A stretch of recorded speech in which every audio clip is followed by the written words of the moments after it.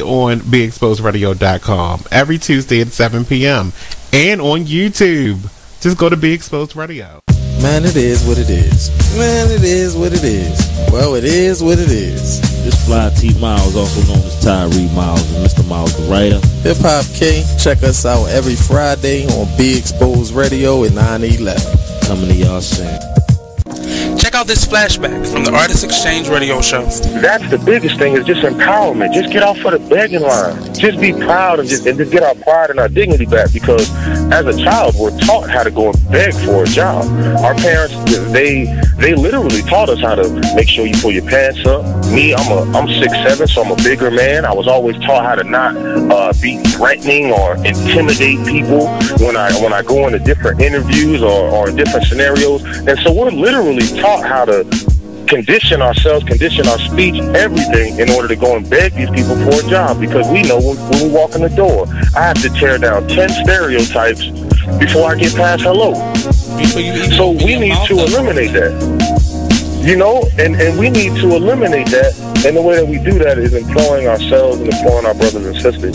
And so that's our mission, is group economics, uplift ourselves, because I can't empower anyone until I empower myself, and change from just being willing, because it's in my heart and my passion to see my people succeed and see us do better and change the social order, because I know that we are not supposed to be on bottom. I understand who I was. I know I didn't fall out of the sky and land on a plantation. So when you have knowledge of self and you know who you are and what you come from. You are listening to BeExposedRadio.com.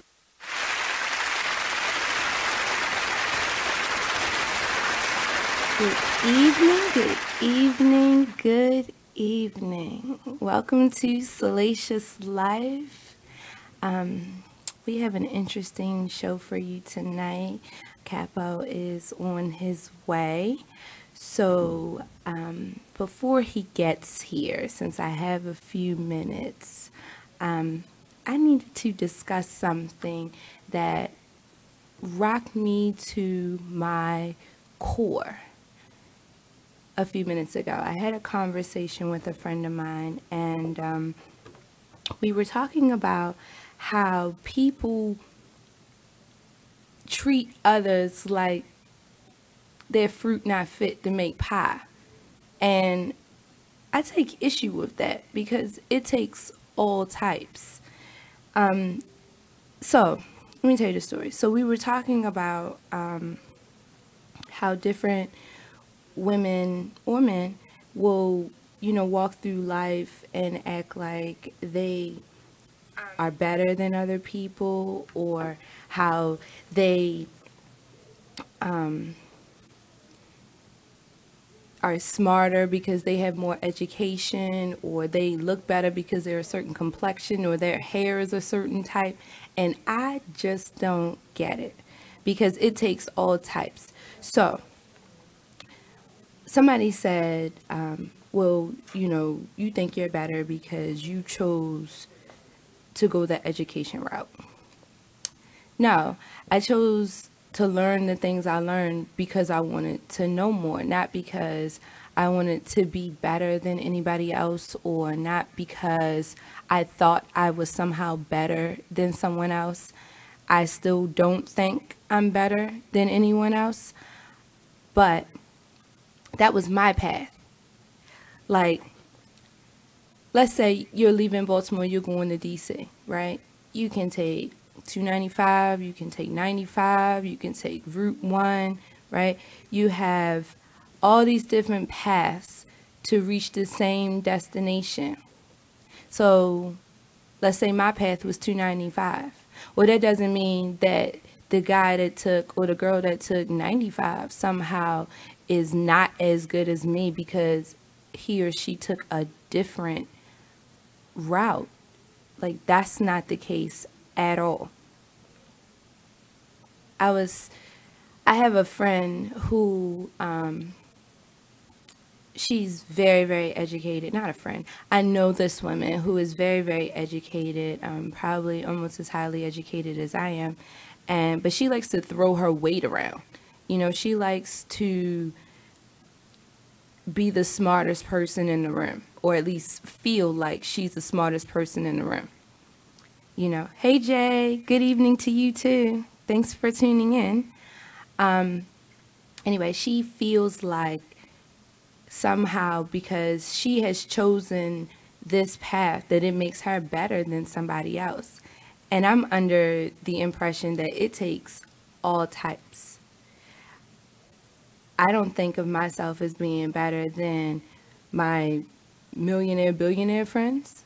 And in that same respect, I don't think I'm better than my friends who, you know, may be needing, you know, social services or, you know, extra help. It takes all types.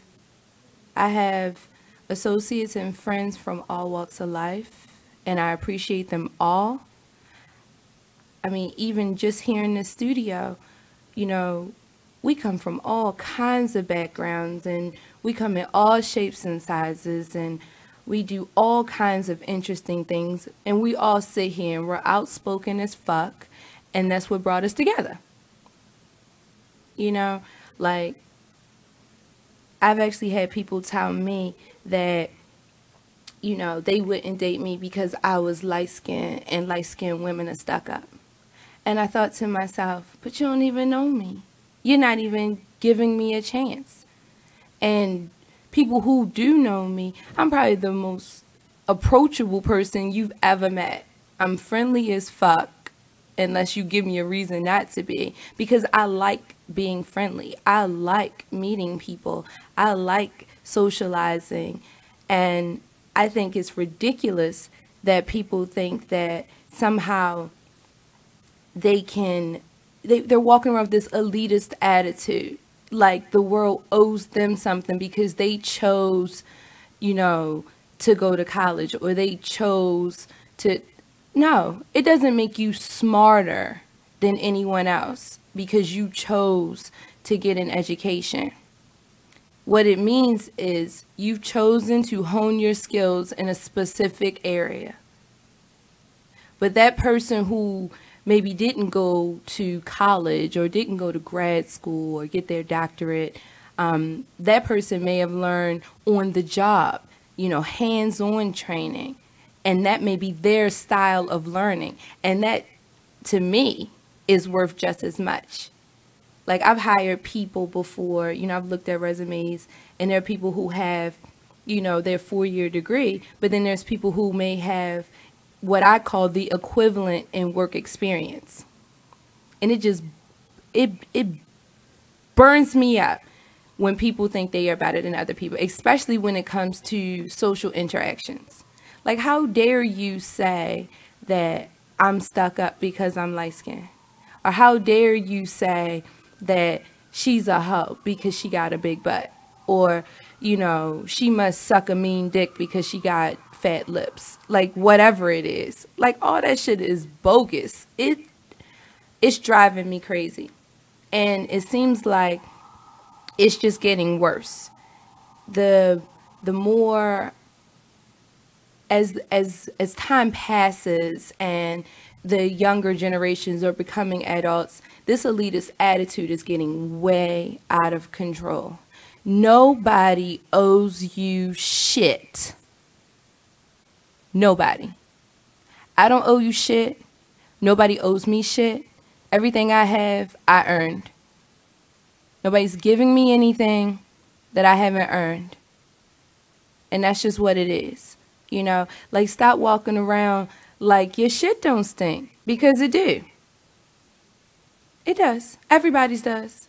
That's part of the bodily function. We learned that shit in middle school. Like, don't walk around like, you know, you don't have any errors, like you're somehow better. Like, there's a woman who throws her weight around because she has a lot of degrees. Matter of fact, hey Q, hey Tavon. Q and I were just talking about that. How she gets in a space with people and wants to throw her education around. Like it somehow makes her better than everybody else. And I'm like, but I don't want to have a conversation with you because you aren't interesting, because all you know is what somebody else has taught you. You have no original thoughts. Well, that's not fun to me. Like, how do you say live life and be brave? Hey, McLean's couch.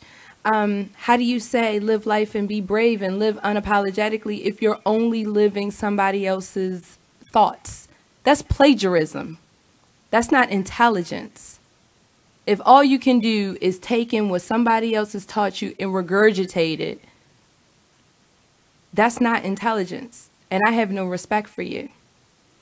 Now, the men and women who read something or see something and take it in, let it roll over their tongue, let it slide down their throat and become part of their soul, and then come with their own natural reaction, I got a lot of respect for that shit. That right there, I have respect for. Can you talk? Of course you can. Can you be original? Can you be unapologetically you? Probably not. Now, I know I am not everybody's cup of tea. You know, I can be, hey, Jazz. I know I can be a pain in the ass. Like, as Shanika, she on here. I can be a pain in the ass. But with that being said, I know that about myself. I own it. It's who I am. The people who love me, love me. People who don't, it's okay too. It takes all types. I wish that we would, right, like Rich said, degrees can only take you so far. And thank you, McLean's Couch, for saying that I am your cup of tea. I appreciate that. Love tea. Like Rich said, degrees can only take you so far. I found that some of the most educated people I know have zero common sense. How are you in a relationship? Even if that relationship is a friendship, how do you be in a relationship with someone with no common sense? And then I wonder sometimes, do we fill ourselves with so many useless facts that we have clouded the space that we need to just have those common sense, to just be aware of our environment around us? Like, what is that? When I walk into an interview with someone, when someone is interviewing with me for a job, the first thing I say to them is that interview is for both of us. They need to know if they can work with me just as much as I need to know I can work with them. You can have a great resume. It's not going to get you anywhere. You think about this. You're dating a guy, right? Or a girl. And on paper, she seems like a perfect fit, or he seems like a perfect fit. Great body, decent job, own home, that kind of thing. All the things that people say you need to have to be a respectable mate, right? All that shit's on paper. But then you get in the relationship with them and they're a narcissist, or they're petty Betty, or they're bringing so much baggage from previous relationships you can't even breathe under the smog that they're bringing to the damn relationship. They haven't taken any time to just clean house, reflect, clear the air. Like, what is that shit? I don't understand. And I just had to rant for a little bit because I think we're not giving good people fair shots. I think that we are wrapping ourselves up in what society is telling us our relationships, friendships, family should be like, and we're losing, and we don't even know we're lost. Like, I think that, and this is all my opinion, but I decided to share. I think that we're losing out on valuable interactions because we are so clouded by what society is calling handsome and beautiful, what society would what's the word I'm looking for? I'm having a moment. What's the word I'm looking for? Like what the media is telling us we should want, and what other people are telling us we should have. Stereotyping, you know, and we're losing out on meaningful relationships. I mean, shit, you don't have to be rich to have a great relationship. I mean, poor people do get married, and poor people do have long-lasting relationships that lasted forever. Shit, slaves got married. Like, why do we feel like if we're not picking the gem at the top of the pyramid, then this person isn't good enough for us? How do you know we don't have that diamond that's still inside of the coal that just needs a little polishing? How do you know that this person isn't going to meet you and grow with you? Do you really want to be in a relationship with someone you can't grow with? You know, you don't want to walk a path alone. So why? Like, why would you ignore it? So many of the women I know are, worried about getting married and finding them a man and this and that. And I'm like, what about feeding yourself, making yourself more marketable? What about, they're always talking about marrying up or the come up. That's the word, right? The come up. Why are you looking for the come up? Be the come up. Fuck bringing it to the table.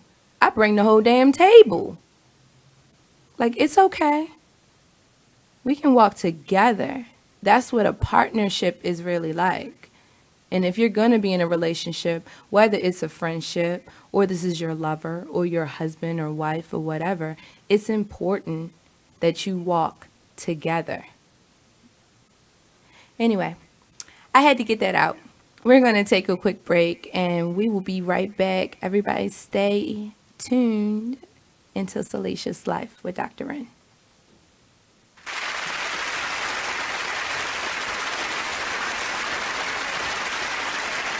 You are listening to BeExposedRadio.com, the home of Talk Lately with Monty, every Tuesday at 7 p.m. Last time on Talk Lately. He don't have Down syndrome. Man killed after being shot in Charm City Circulator. That's Derek.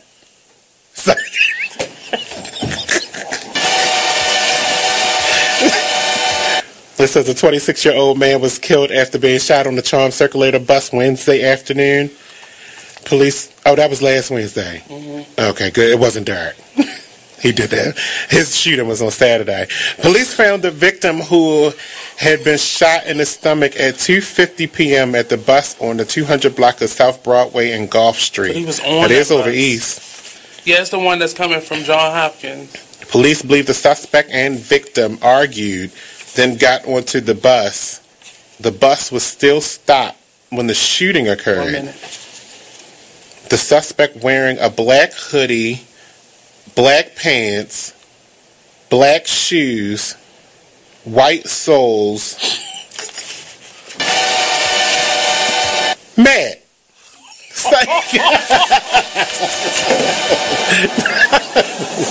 I know that was that mastermind down there. Okay, somebody go look for mastermind. Hello? At that point, it's time to go for a break. Okay, we'll be right back. Live every Tuesday at 7 p.m. only on the Exposed Radio. So now we are in reactive mode. With our young people, we don't spend enough time working with them, preparing them, inspiring them, mentoring them. And so now we're faced with a generation that's like, I'm going to do my own thing. Right. I have no respect for you. Because what have we done to help them? except to say that, like I was telling the HL7, that, you know, I get highly upset when adults forget that they were ever young, and the first thing they say is young people are up to no good. You know, well, you're not helping them. What are you doing to inspire them? Right. So to me, that's reactive, because now that they're in the street cutting up, now you like, oh, we need to do something with our children, or we need to start schools earlier so we can get them off the street, or we need to do this. To me, that's reactive. Tune in to Be Inspired every Wednesday live at 7 p.m. right here on BeExposedRadio.com. Even as a comedian, if I say a joke and it just might not fit your cup of tea, but it's mine, that's what a comedian is supposed to do. But people forget everybody's not going to find your jokes funny. They better find mine funny. But they forget that, though. They really forget that. They forget that but it's your view. That's why they didn't fire her. Yeah. Because her viewpoint is controversial. Her view. That's the view she sees. Right. Everybody is clear to her. Like they did their reaction to cellophane. They did the reaction to the Chris Rock Oscar, and they were talking about Stacey Dash, and I don't think she agrees with Stacey Dash, but she pointed her out as somebody who has an opinion that's just different from everybody else's. Her opinion is just stupid, though. Stacey Dash she's like a dash. Let's just move on. I think she's intelligent, but her You're still going. opinion. We're gonna move on. Stacey Dash doesn't need to be talked about. She's irrelevant. You said her name like 3 times already. She's irrelevant. I said it once. Dash. ...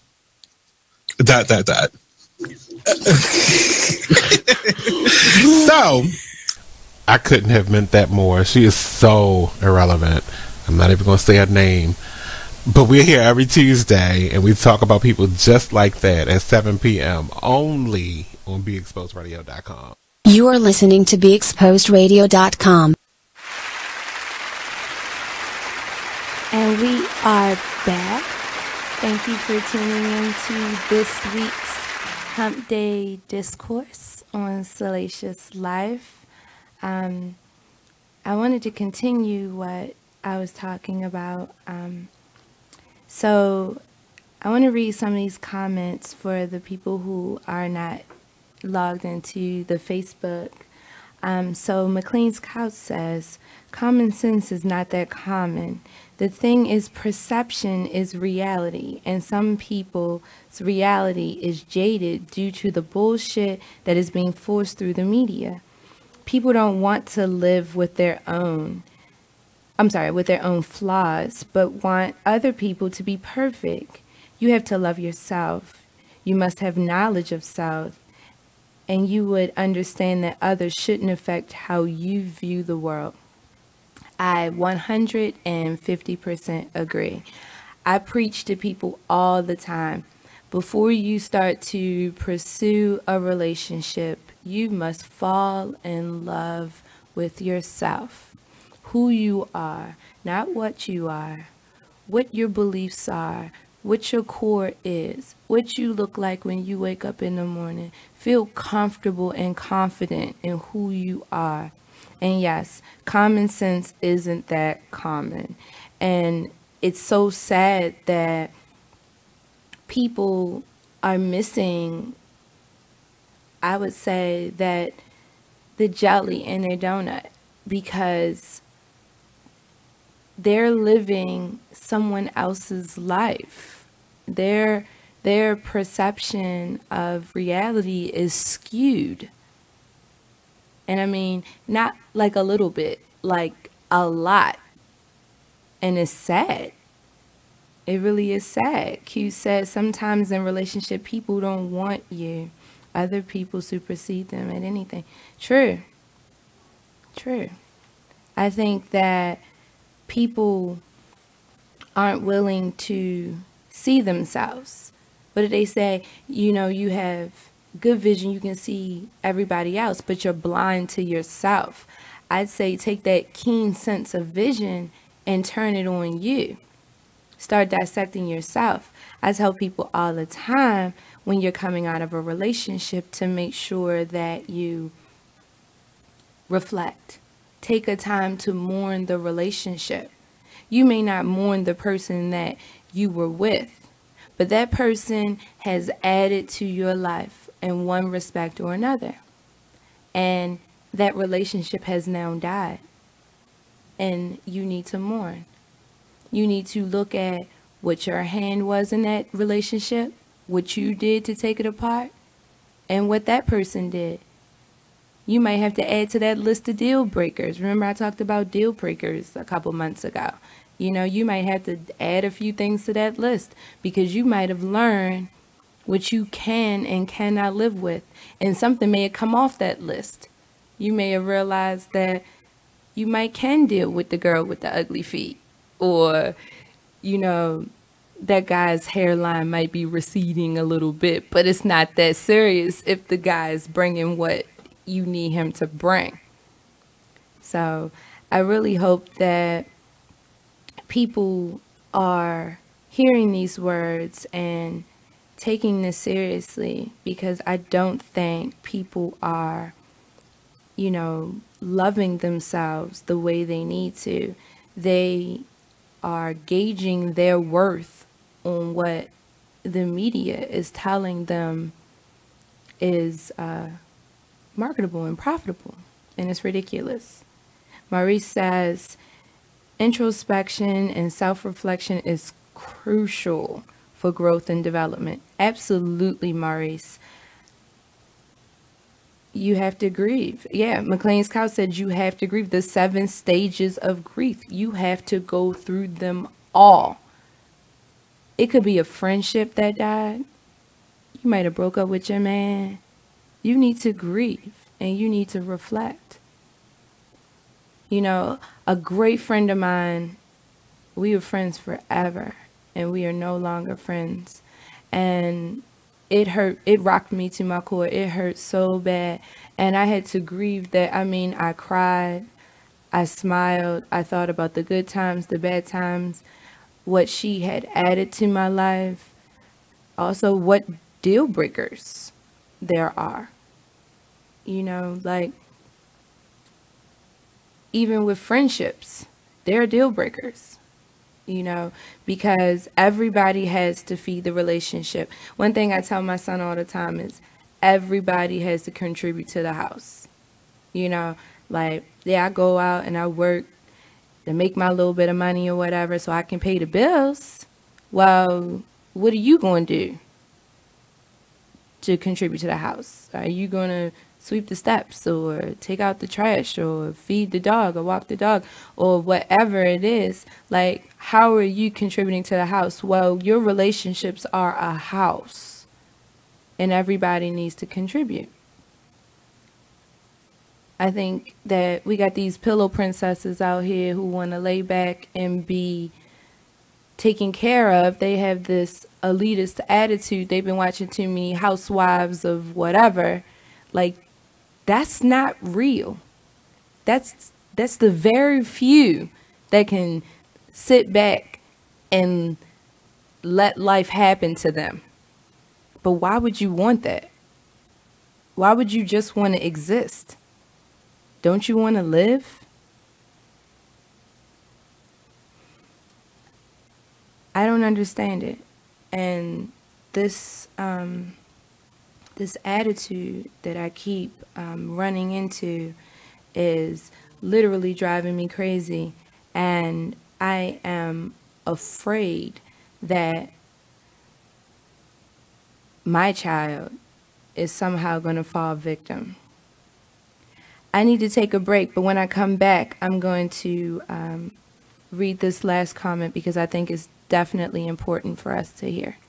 We'll be right back with Salacious Life.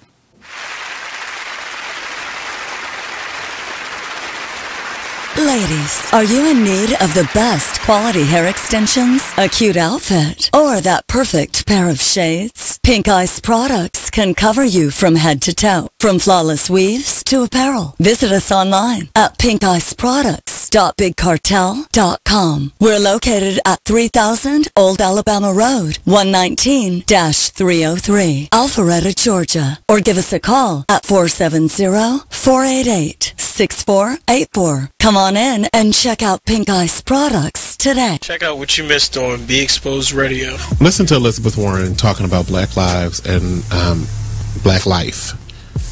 Police are not occupying armies. This is America, not a war zone.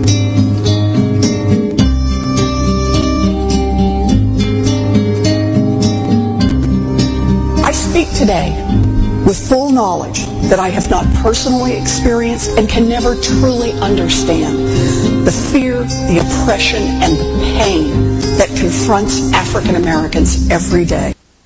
Don't you just want to kill yourself? I mean, not from what she was saying, but from the music that was playing in the background. I just want to, oh gosh, but every word she said was prolific, and it did not come from what is now becoming mainstream as white privilege.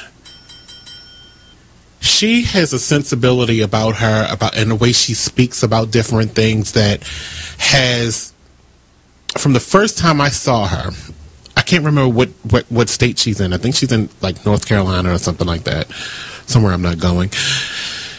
That some kind of sensibility about her that makes me like her for president. But she's not running. We have this old guy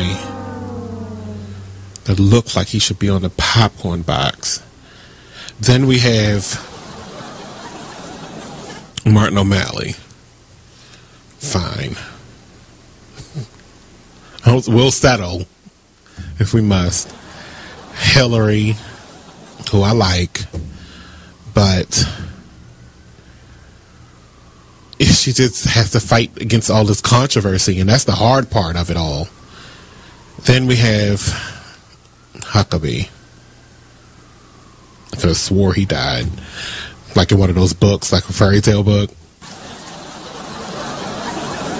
Trump, or he get to you in a moment, meet with all these black folk in one room, and they just fell for it. Like, he must have been giving out $100 bills behind that.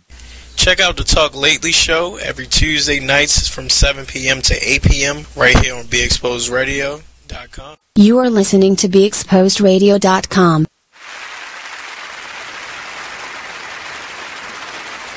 Welcome back. That was a short break. But thank you all for staying tuned. I wanted to read a Lady Glory's comment. She says, Dr. King says something in his book, Strength to Love. To lead with a soft heart and a hard mind. I feel like this mantra, for lack of a better term, will help us to maximize our learning experiences and expand our love experiences. Just a thought. I agree with you, lady. But I definitely lead with a soft heart. I think that it takes time to gain a hard mind because people are lacking self-awareness.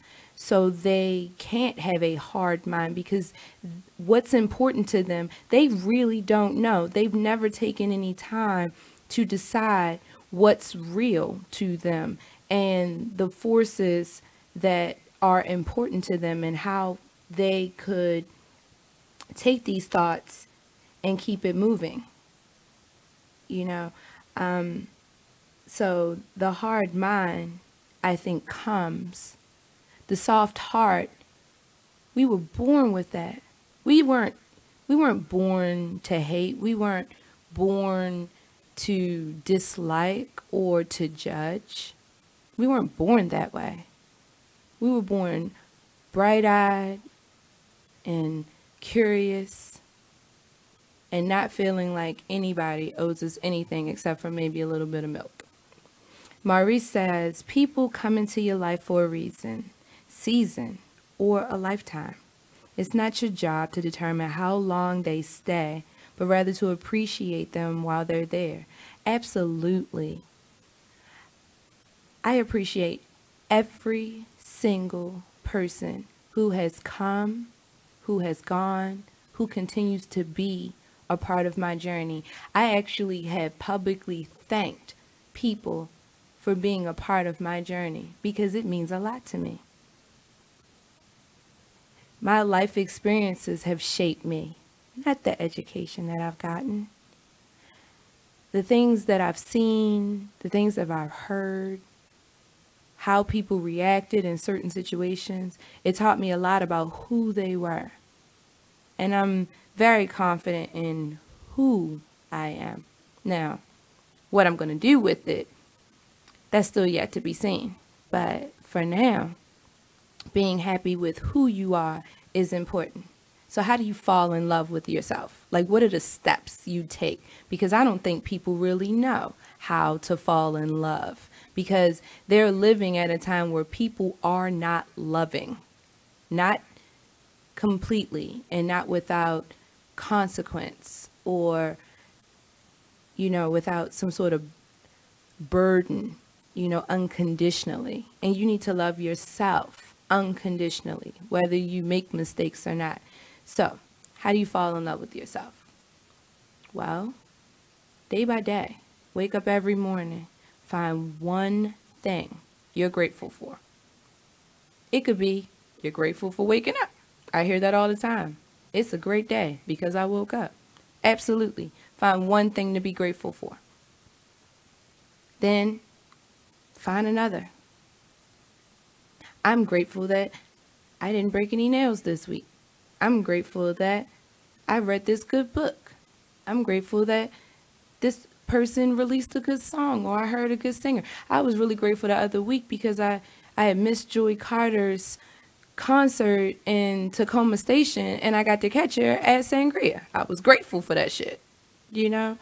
What you do is you start stringing them together. Like, how you see on TV how kids take kicks and they string them together on a line to make decorations for a Christmas tree. Start stringing together the things about yourself that you're grateful for. You might have good skin, or you might like your hair that day, or that you were able to complete a task you once thought was impossible. These are the things that you fall in love with. I think about the fact that I was able to bring a life into this world. There was a long, long time in my life where I thought that was not possible. Now he's almost 10. I think about the friendships that I've made, some long lasting, some very recent, like Q and them. Like I just met her and she is one of my closest friends. Because I fucks with her, like these are the things that will bring that living to your life. And you have to be strong enough, you have to be brave enough to look at yourself honestly. I mean, I'm just saying, why not? Your Christians will tell you God don't make no mistakes. Well, believe that shit. I believe that the Creator, no matter what your religion is, most of us believe in a higher power. Even if you don't, you were created from something, and nothing is a mistake. Everything's a lesson. You might have a shortcoming here and there. It just makes you better. I said to someone the other day, I said, my mortality became my reality a long time ago. And from that day forward, I decided to do more than just exist. I decided to live. That doesn't make me better than anybody else. And I relish the opportunities to meet new people and go new places and experience new things. I don't think I'm better because of it. Like, I don't think I'm better. And I don't think I'm better than anybody else. It takes all types. If you think about a car has many, many moving parts. But they all need to be working for your car to go forward. So that means that Your engine isn't any more important than your alternator. And, you know, you might have a great battery, but if your alternator is not working, that battery ain't worth shit. How you gonna drive if you got fucked up ass tires? Like, it really takes thousands of parts to make up a moving car. It takes all types to make up a society, to make up a community. And we have lost our sense of community. How we all are pieces of that moving part. Maurice, you're right.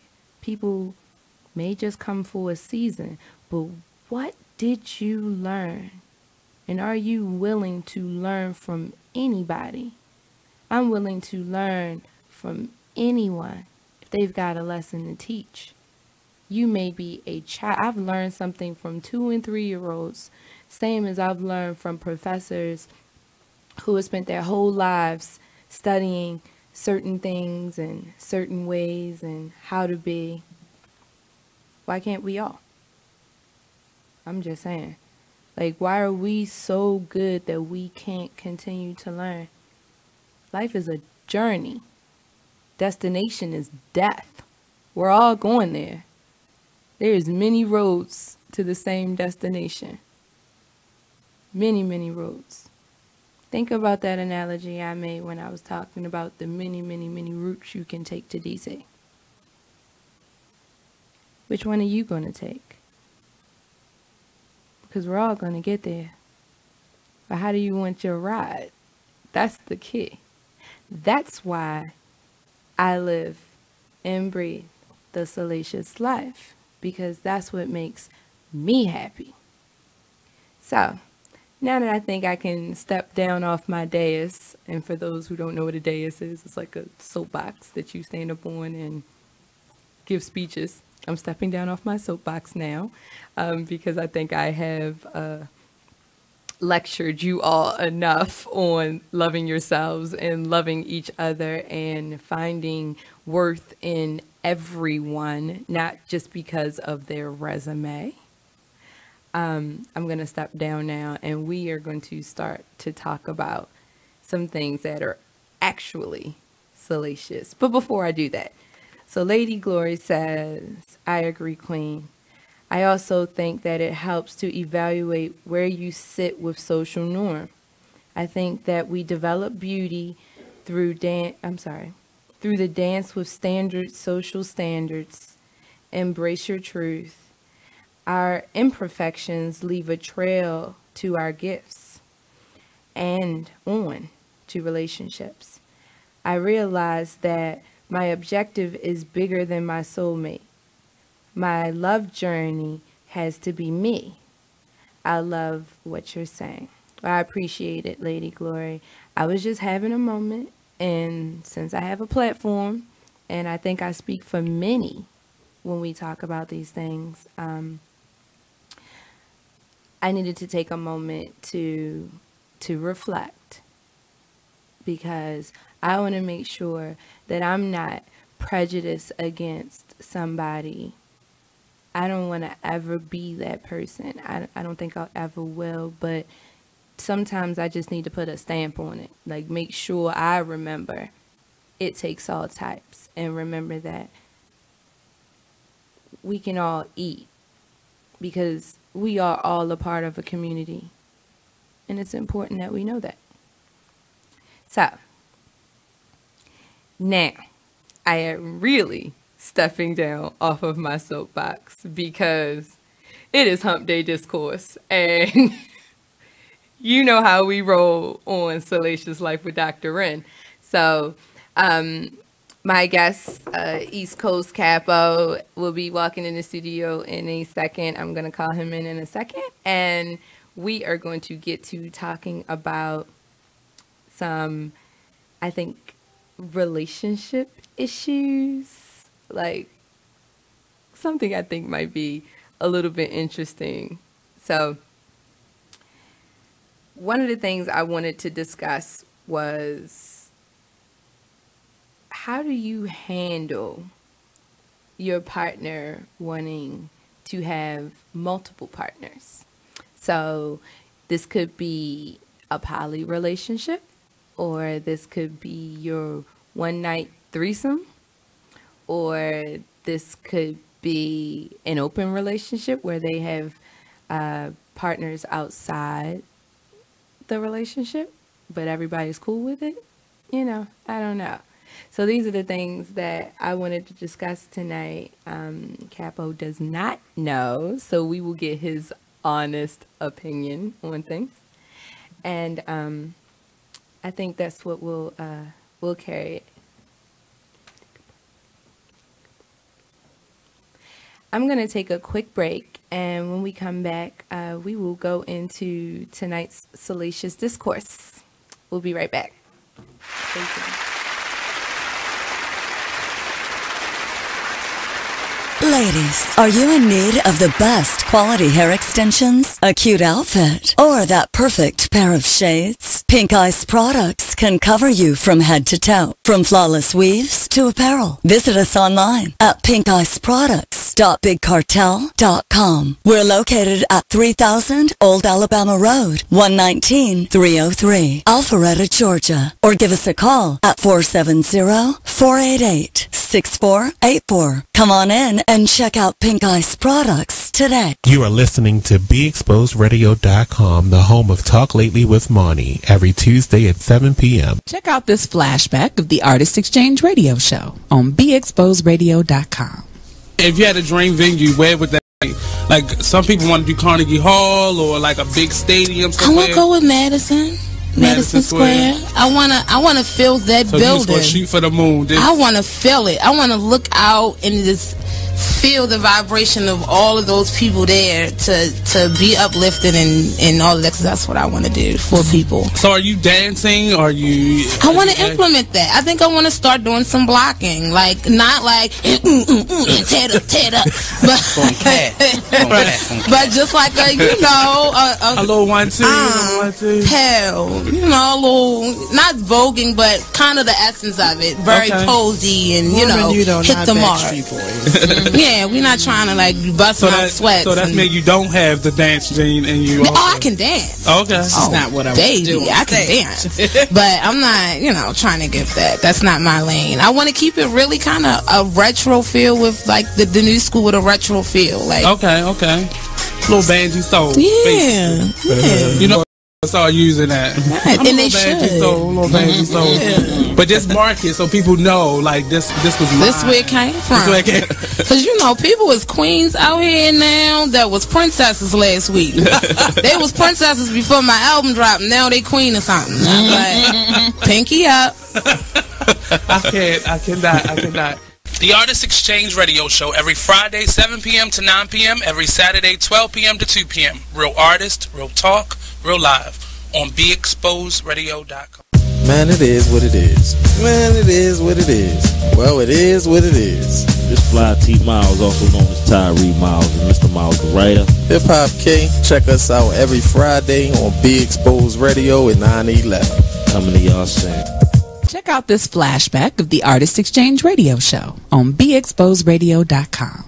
Welcome back to the Artist Exchange Radio Show, here live on BeExposedRadio.com. In the building, we have live Mr. Michael Ryder. There we go. And Mr. Steve Yarn.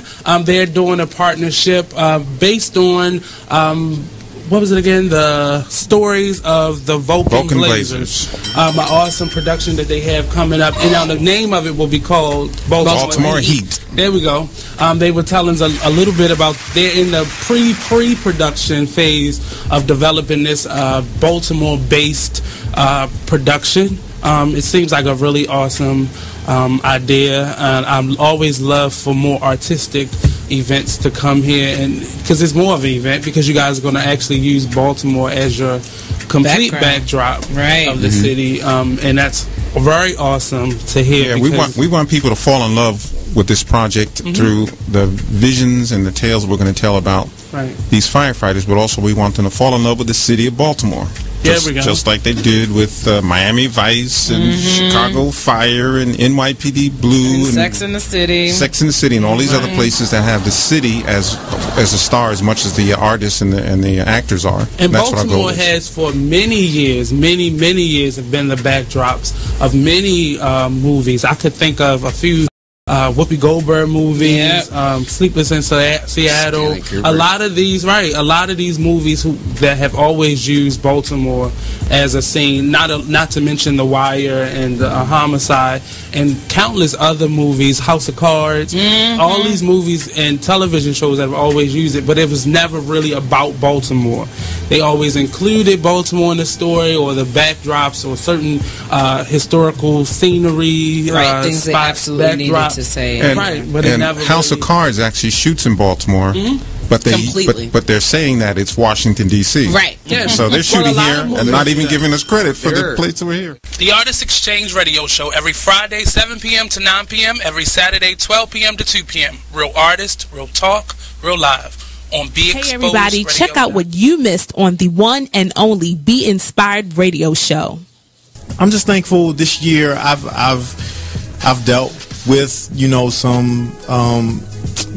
some growing pains, and I've overcome some things, and I've also accomplished some things in the process. I've learned some things. I learned that everybody loves your work until they got to pay for it. That's what That's what I learned. I learned everybody loves what you do. I mean, not always. Listen, the Bible says money answereth all things. Well, okay, and there is a place. There is a place where finances is necessary. And when you got kids and when you got a wife and then you doing everything and you top dog at what you do, especially when you weren't in the same place like with this radio show, you ain't in the same place you were a year ago. Should nobody be coming on the show and not donating to your show? Can you say that on my show? Should nobody be coming to your show? Can you say that in the middle of the live? Make that a promo, please. Should nobody come on this show without donating? That is a nice commercial. I don't care if it's $20. Donate. Tune in to Be Inspired every Wednesday live at 7 p.m. right here on Be Exposed Radio. Since you've been listening this far, we're going to throw in a little bonus hour. You ready?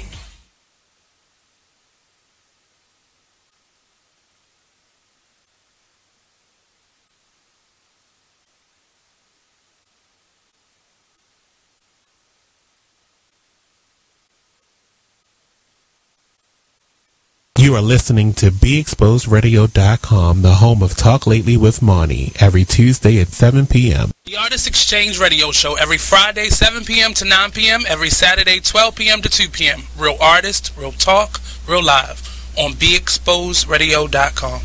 As busy as you are. Good at itemizing their time, and they actually have a passion for what they do.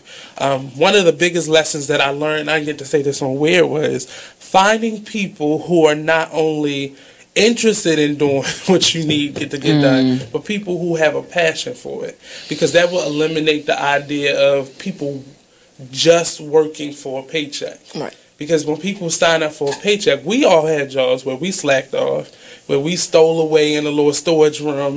Fell asleep. Thank you. I saw a meme the other day that had Bart Simpson and the little boy with the glasses. I didn't watch the show, so don't be mad at me. Don't send me no daggum messages. The little boy with the glass, Millhouse, that was his name. He's showing him a cave, and it says, when you're asked to show around the new coworker, and it says, this is where I come to cry. Cool. You are listening to BeExposedRadio.com, the home of Talk Lately with Monty, every Tuesday at 7 p.m. Check out this flashback of the Artist Exchange Radio Show on BeExposedRadio.com.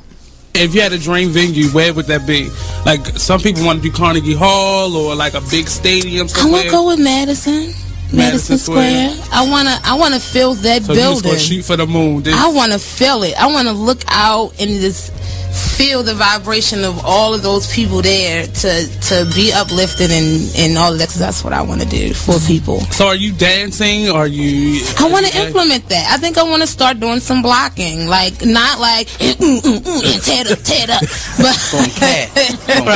but just like a a little 1 2, pal, a little not voguing, but kind of the essence of it, very posy and you don't hit the mark.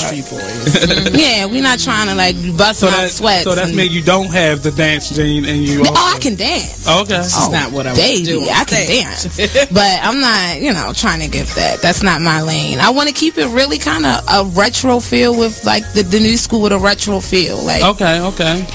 Little banjo soul. Yeah. People gonna start using that.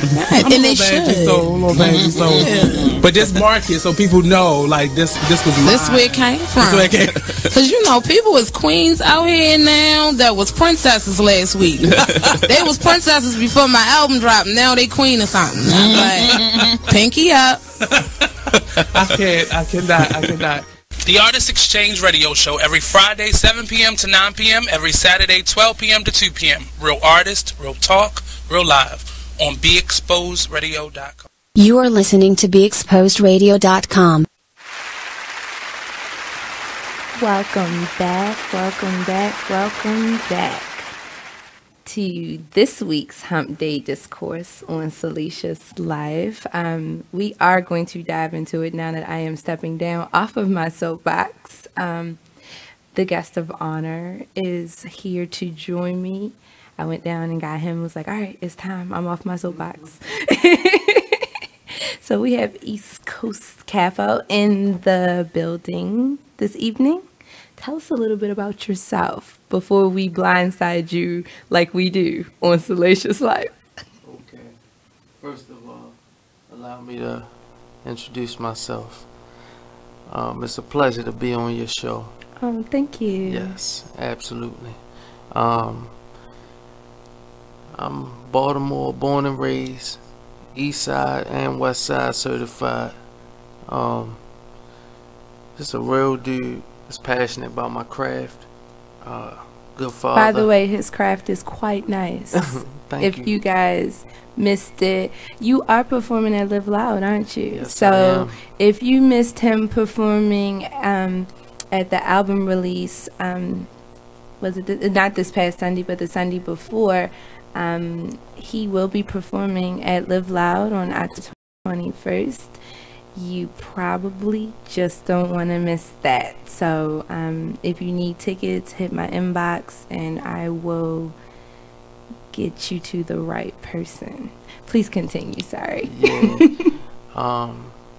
Continuing from what you said, you definitely don't want to miss this. The last show, it was just me by myself, so I ain't had my team with me. And you know, I flex harder when my team. Oh my goodness! When you got your career, we done shut some places down. Like we gets busy, so the whole Round Table Mafia, 3 Crown, Humble Money. I got my baby girl coming through, and she's like one of the newest additions to Round Table Mafia, BK Desi, and you know, Brooklyn's finest. I don't mean South Baltimore, Brooklyn. I mean New York, Brooklyn. You know what I mean? But yeah, we gonna have a good time, and I promise you, we gonna dumb out, and it's gonna be nice. You really gonna enjoy yourself. Your money's worth plus more. Absolutely. You definitely came through in a clutch on the last one, and your performance was excellent. Thank you. I'm looking forward to witnessing the whole ensemble. Exactly. October 21st. I will be in the building as always at Club Reverb, so hit me up if y'all need tickets. So now no, actually it's not even that serious, because I've had artists on the show and like I really blindsided them. Like one artist, we talked about Taboo Sex X, and another artist talked about I don't know. I never tell people, my guests, what the topic is before they're here because I really want. Right. Steve just said, "Oh, that's my homeboy from the show. Tell him what's up." So Steve just said, "What's up, Steve? What's going on? What's going on, Absolutely. What's poppin'? Oh, Steve, by the way, there's soup on the stove. I hooked you up before I came to work. Salute. That's my homeboy. But anyway, so I wanted to talk about how to handle multiple partners. Whether that is a threesome or a poly relationship or an open relationship or what have you. So the reason this came to mind is because I was talking to someone and he said, I couldn't have a threesome with my girl because I wouldn't know what my boundaries are, like how good I could be. Like, could I laugh? Could I enjoy it? Like, would she be pissed off if, if I really enjoyed, like, he said he felt uncomfortable because he didn't know, like, how far he could really go with it. And I'm like, well, me, I'm like, go all in. Like, she wouldn't have agreed to it if she wasn't prepared for the consequences. But not everybody is that secure in relationships. Threesomes, I think, can be very complicated. What do you think? I'm so glad you brought this up. I mean, seriously, like, I had something I encountered in my past as far as this, and I learned a lot from it. Whereas though, normally with threesomes, I ain't saying, I be out here just doing threesomes crazy and nothing like that, but the encounter that I'm talking about in question, it was a young lady that I was involved with, and her friend used to always call me eye candy and flirt with me, but she was subtle about it, to the point where I ain't know nothing about this until the girl that I talked to said something. So I was like, okay, alright. I ain't paying no attention to it. No lie, this is a true bill. She said, come over. I came over. This is your girl or the other girl? No. This is back when I was in my 20s. Okay. This is back in the day. This is the only threesome I ever had. Okay. You know what I'm saying? Okay. I'm a pretty wild boy, but I ain't, don't let the perception get you fooled. Like, I'm very reserved and, Yeah, gotta be specific. Yeah, exactly. I'm a relationship type dude, but this was something that I took a lot from as far as a learning lesson in life. And I came over there and, she said, she over here, we just want to talk to you. No lie. I come over her place. They both in black negligees. They both got bottles of Remy. They both got big ass blunts. And they both looking at me like, what's up? Your dinner. Pretty much. And I ain't mind being on the plate. Right. It was like, damn. Shit, I'd have been over here early if y'all had told me this was popping. Like, shit. I took my time. Yeah, exactly. You know what I mean? You just said come over. I ain't know it's like this type of occasion. Shit, for real, I'd have been on the Audubon on 695. Like, you heard me. So, man, I get over there, and I'm going to tell you, the thing that I learned, people experience things, and then when you ask them questions about their experiences, they leave certain things out that might help you out if you encounter that. Right. Hence the reason why we talk about salacious activities on Salacious Life. So, like my man G Money say, I don't bite my tongue because that shit hurt. Absolutely. So, boom, peep the move. Straight out the muscle. We kicking it. I'm just on some laid back. I'm in awe. I'm just like, damn. Like, nice setup, ladies. The thing that I learned and that I would love to share with these listeners, and I'm pretty sure that those who know can identify with what I'm saying.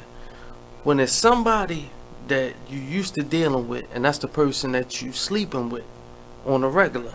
Mm-hmm. Even though she say she cool with it, she cool with it until she hear her homegirl moaning. Yeah, and see her homegirl grabbing the sheets. So you gotta have a level of I think security. I think it needs to be 2 levels. I think there needs to be a level of security. I also think it needs to be in a level of anonymity. Like, I don't think you should sleep with your girl's homegirl and her, if that makes any sense. Like, because you have to balance the playing field. I totally agree. I'm gonna tell you a conversation I had with my father after that situation. He said, "Boy, that's what's up, my man. But when you get married, don't do that with your wife." What if your wife wants it? What if your wife says, you know, hey babe, let's go out tonight and meet somebody, with the explicit idea that you're gonna bring somebody home? I just was expressing what my father said. I ain't said that I agree with everything that he said. I'm just curious. Just a thought. I mean, you know I always play devil's advocate. Now, I do too. So, you intellectual, I'm very so even when my father tell me stuff, I just take it all in. I filter out what I need to hear, but I'm going to do what I'm going to do regardless. Absolutely. Because I got to live my life. You live yours, but I appreciate the message. Absolutely. You know what I'm saying? The caution. Yeah. I mean, you know, parents, especially mine, and if y'all can imagine, parents, they will try to teach you their lessons, like the things that they've learned over years. That's true.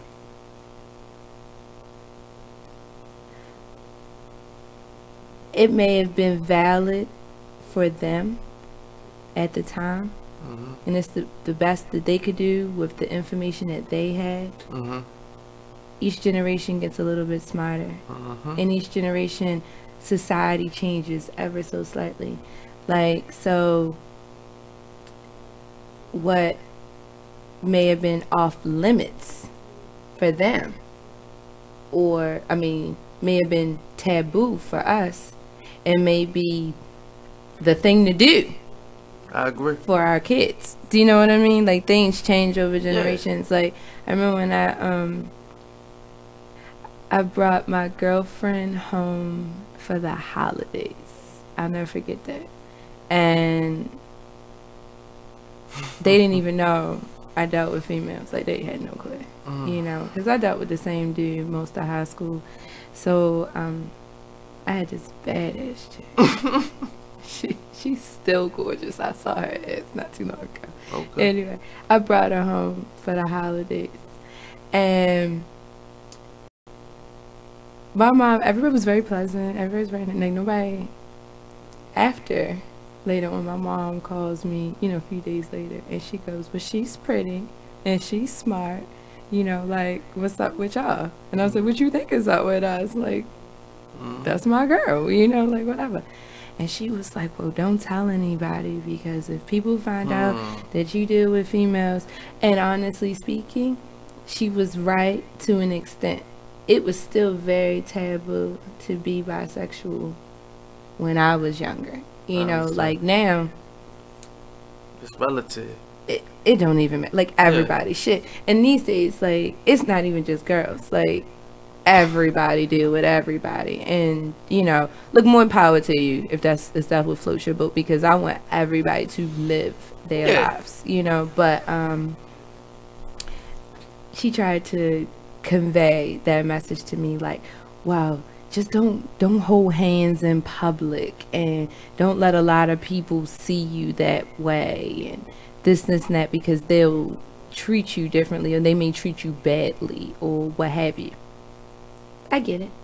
She trying to protect you. She was trying to protect me. But you're grown though, and you're very sharp and intellectual, so you have your own. But either way, I've always marched to my own tune, you know. So when I told you, I was like, okay, I hear you. I've been saying, okay, I hear you, to my parents my whole life, and I've been doing my own thing my whole life. Now I hear everything they say.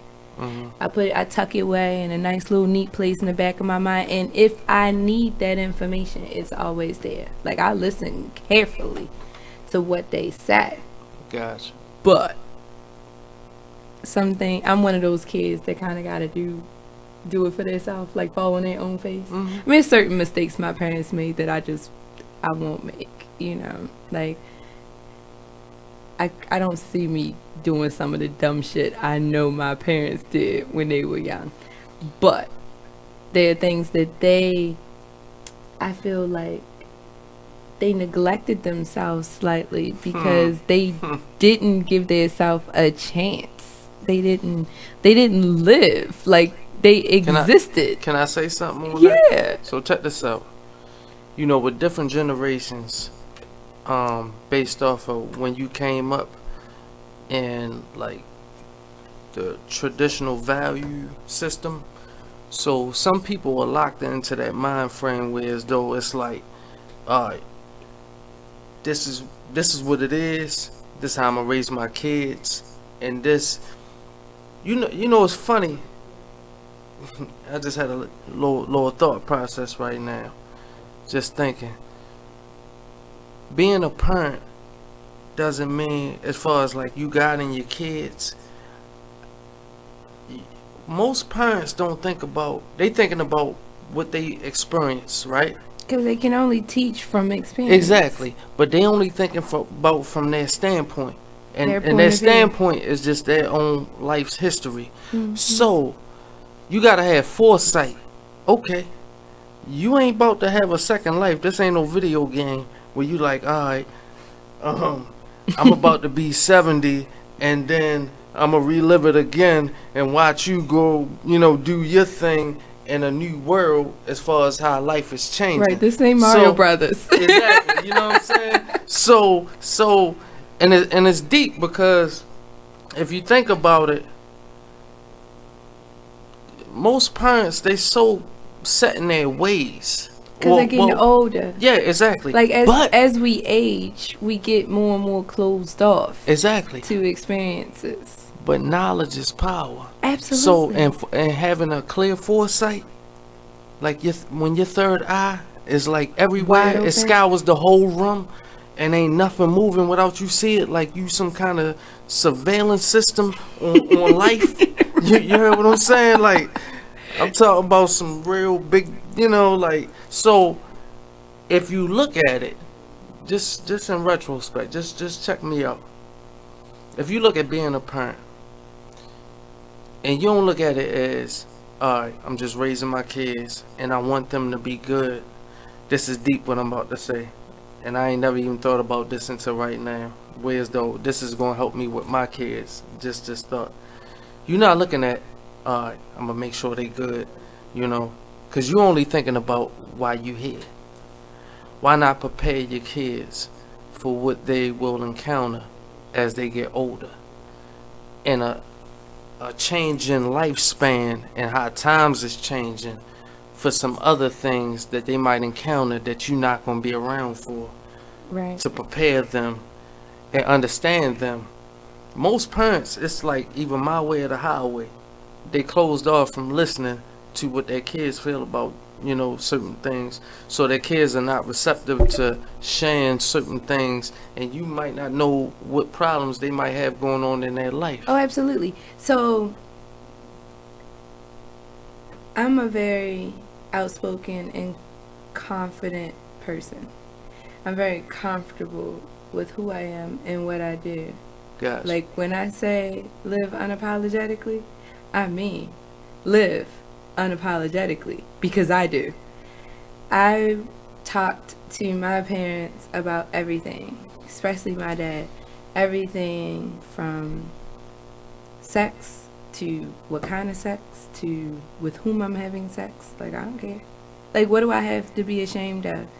If I was in poly relationships, a lot of them, not a lot of them, but several poly relationships.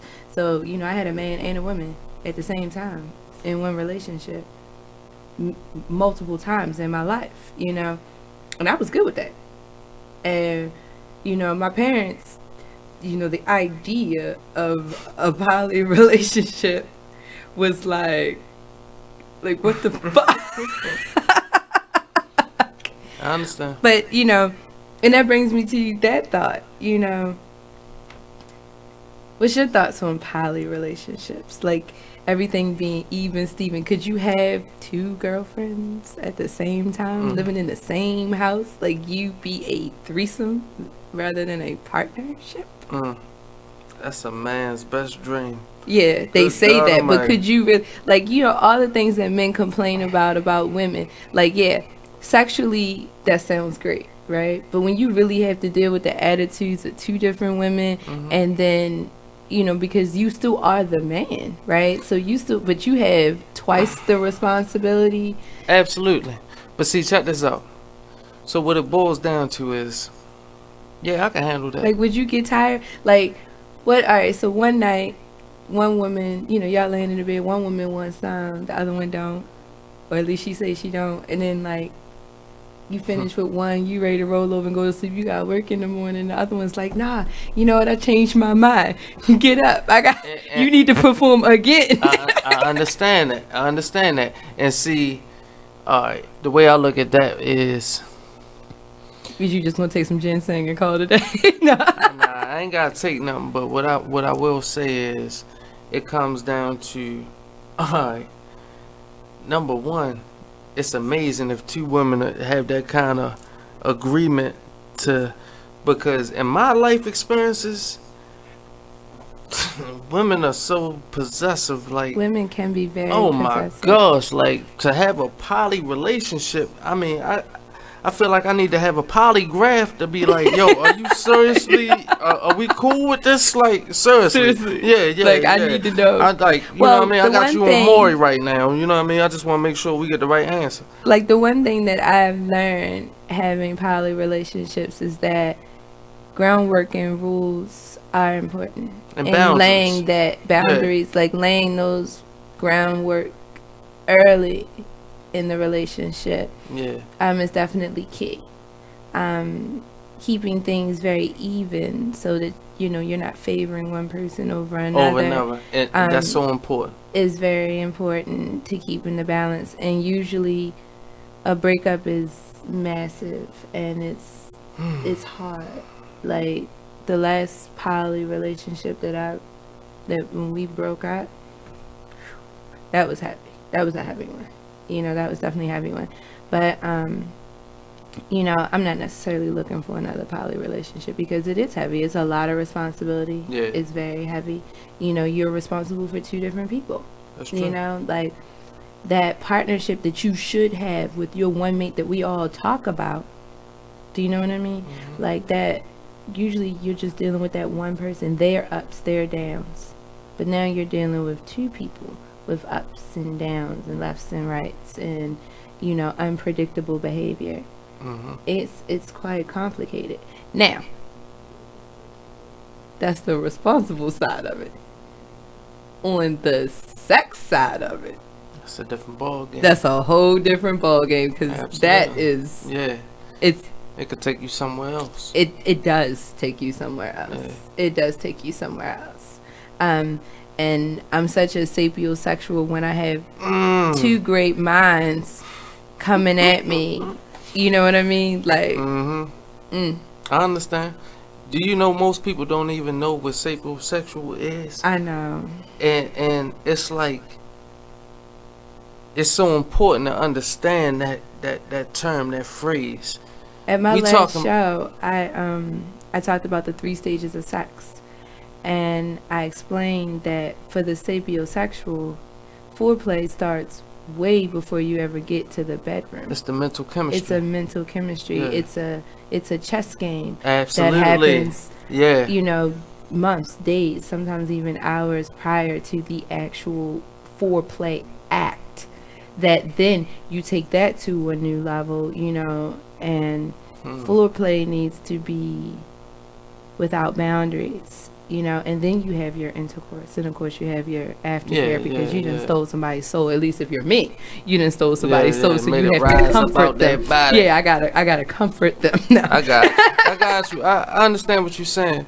See, like with the foreplay and the mental chemistry, it's a heightened level of intimacy. That's why, like, you see on my posts, I be talking about, you see I'm nasty as shit. Yeah. You know what I'm saying? No, but I wouldn't say nasty. I would say uninhibited. Uninhibited. I like that. We're gonna categorize that like that.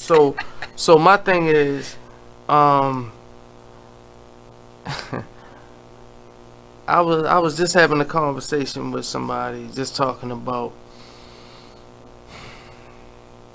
the stages of mental chemistry with a woman. It's a heightened stage to the point where I ain't about to give out all my secrets and stuff on the air, but it's to a point where when you get to a certain level, you can make a woman bust without ever touching her. Without ever touching her, to the point where your conversation is so good to her. If you blow on her, her ass might fall over and hit the light pole. You know what I'm saying? You gotta like make sure you catch it, like, whew. And she like, oh my god. And those conversations are the ones that hold you over. Yeah. Because like people say, can you make a long distance relationship work? Yeah, you can. Make any relationship you can make work. Any relationship work if you put the thought into it. Exactly. Because, I mean, I've dated people 300, 400, 500 miles away. Might have only seen them 2-3 times a year. It didn't matter. Yeah. It didn't matter. Yeah. Because it's the intrigue. It's like, damn, I don't know. You know, the picture that was just painted. And see, when you can illustrate your words and your thoughts in a point where people can kind of get a grasp on how you feel, it can take a person's imagination and make it reality for them to see how you would treat them. Mm-hmm. And if they and it ain't so much as what you say, but you gotta live it too. Yeah. You know, so your character has to be a blueprint of what you're saying, to the point where women understand you just not running game, but you really live this and you understand it because you talking it in a way where as though it makes sense. And they can identify because, and on top of that, you know what's one of my favorite songs? What's that? Right now? What's that? It's a vibe. It's a vibe, yeah. When you got that vibe, yeah, woo! You can feel the energy connecting when you having a good conversation with a woman and you take her out and y'all just having, you know, and it's like you ain't trying to, you know, get it in right away, and she can see that you're engaging with her. And another thing, like when you pay attention. Keith said that's the Aries life. My man, shout out Keith. Salute, bro. Hey, look, see, it's all about. Sometimes you gotta just listen to a woman. She'll tell you everything that you need to know. You just gotta shut up and just pay attention. Mm-hmm. When you do that, and y'all out and y'all at the mall, and she's telling you everything that she'd like, y'all done walk past every store. The next time y'all go out, you already know what size shoes she wear. You know that she want that from that store. You know what kind of food she want to eat. And it's the small things that women pay attention to. Absolutely. It's always like I told this guy once, actually he was a client. He was trying to get me to talk his wife into having a threesome. Really? Yeah, he had hired me to talk to his wife. Because I do some. I don't mean to cut you off. Having a threesome with who? Some. Oh, wow. Yeah, no, this was just a client. I'm just trying to clarify. No, it was just some client. Okay. But like I have no clue who the other person is. Like I might have. He's just trying to get some friendly advice. Right. Absolutely. All right. Cool. So I was telling him, I was like, you don't get it. I was like, and this is why she's not agreeing to the sexual exploits that you're interested in. I was like, you're missing the little things. You're making these grand gestures. Like he was like, well, I just bought her this bag, or I just bought her this shoe, or I just did that. I said, yeah, you're missing it. I said, because a lot of times with women, like, yes, we all like presents, and we all like shoes, and we all like handbags and shit like that, blah, blah, blah. But it's those tiny little things. And mostly it's when you notice the little dumb shit we do for you.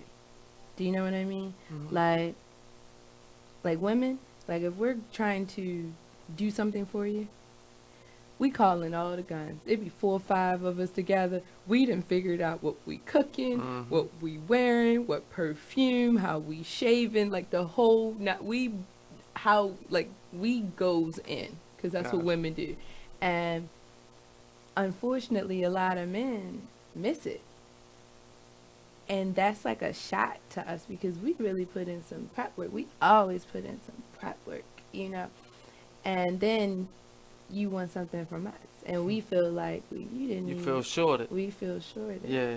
So of course we're not gonna, jump at any kind of, The vibe ain't even there. The vibe's not and you there, feel 'cause and you feel slighted, and you feel like, well, I did all this, and you ain't even get the point. Anybody that I date, most of my friends, but at least the people I date,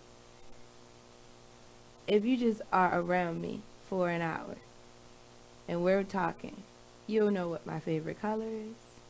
You'll know what my favorite artist is. You'll know what I like to do. You'll know how I like to dress. And I mean, you'll know all kinds of things from me. And we may not be talking about those things specifically, but when you're having a conversation with someone, there are things about them that always comes out. Do you know what I mean? I think that people tend to miss those little things. Like, I could tell you about probably the last, I could tell you probably about the last 4 or 5 people that I've met. I know something very specific about them just from the conversations that we've had. Do you know what I mean? Like, I understand. I know you like to cook.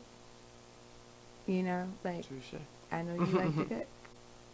And I knew you liked to cook before I ever looked and saw you post pictures of food. I knew you liked to cook. You talked about cooking when I first met you. You talked about cooking when we talked about you coming on the show. I know you like to cook. That was something I noticed. And we're talking short conversations. You gotta think, each one of our conversations may have only been 5 or 10 minutes. You know what I mean? Prior to tonight. But it's all about just being aware and taking in what somebody is delivering. You know? Agree. Because if I was going to do something special for you, right? Something absolutely just off the chain special for you, it might be that, I order a really cool set of pots and pans. Or I might take you to, you know how they have cooking events where you learn to cook something specific and special, you know? Or maybe we'll go to a place where you have the chef right in front of you and you learn different techniques from that chef. Even if you're not cooking, you're just having a really good meal. Because people who like to cook also like to eat. Absolutely. And they like to eat very, very good food. So I know that from being a cook myself. Being observant. I was talking to you last night, and what was I doing? I was cooking. And what I tell you, I said that's I'm telling you, that's the truth. That's the truth. Yeah, I know you made shrimp. I made Tuscan salmon. Salute. With wilted kale and sun-dried tomatoes. It was quite tasty. I bet. I gotta pat myself on the back for that one, because it was good last night, and then I just had a little bit for lunch today. Just to sit. It was still good.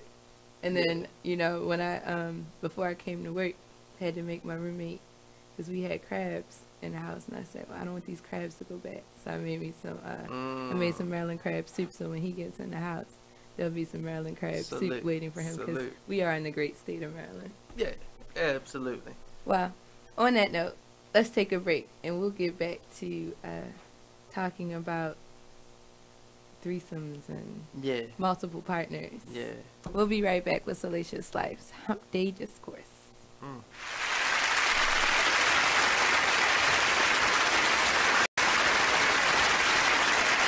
You are listening to BeExposedRadio.com, the home of Talk Lately with Monty, every Tuesday at 7 p.m. Of the best quality. Ladies, are you in need of the best quality hair extensions, a cute outfit, or that perfect pair of shades? Pink Ice Products can cover you from head to toe, from flawless weaves to apparel. Online at pinkiceproducts.bigcartel.com. We're located at 3000 Old Alabama Road, 119-303, Alpharetta, Georgia. Or give us a call at 470-488-6484. Come on in and check out Pink Ice Products today.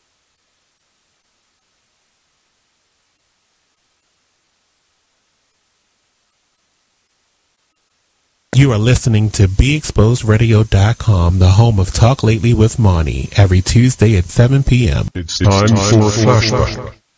Now, I'm not going to say all Aries don't know, but it's just the one you had. That was just a long one, right? You know. But that's something that you can go ahead. Listen, can you recollect any signs that you might like? October 15th or 16th. What is that? And Libras. See, I've had some good Libras and I had one really bad Libra, but he was white, so he f***ed his back anyway. So I don't. Wait, hold on, wait a minute. Demonstrate. You got to demonstrate the back. No. Ain't no way. Not the dirty. How they bust? But show how they bust. And then want to cry afterwards. I mean, what the f*** is the point of the tears? I mean, I can see you shake, and shake it off real quick. But you crying? F*** out of here. What was he crying for? Cause baby, this pussy make that. You in? I got that good nasty bitch. The shade. McLean's Couch every Tuesday at 9 p.m.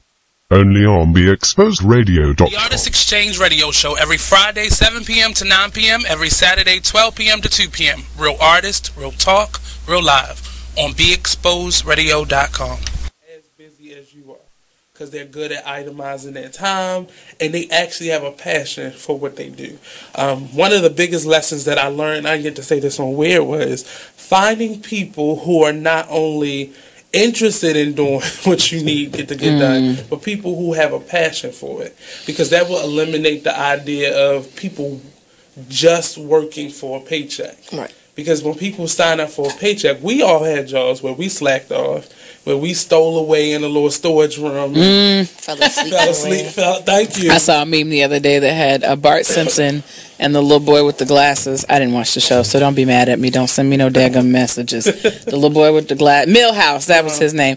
He's showing him a cave, and it says, when you're asked to show around the new coworker, and it says, "This is where I come to cry." Cool.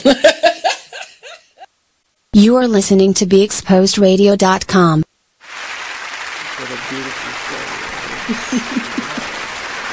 We are back with East Coast Capo.